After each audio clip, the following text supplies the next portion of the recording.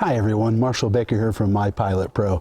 Today I'm going to show you how to easily and securely attach the Bobcat off-road mount to your vehicle.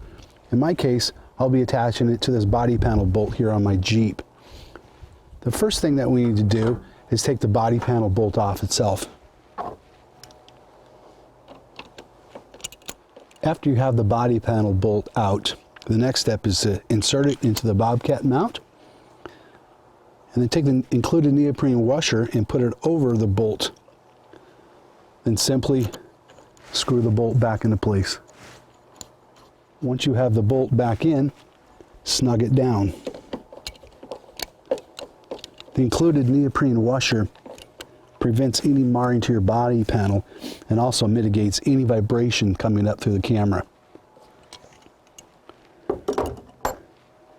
After you have that snug down, the next step is to take your camera case and your camera and install it on the 1-inch swivel ball. Line up the holes, take the thumb screw and put it into the hole, tighten it down, finger tight for now, and once you get it there, you want to take the safety hairpin out of the through hole on the bolt and loosen up the wing nut so you can angle the swivel ball in whatever direction you want.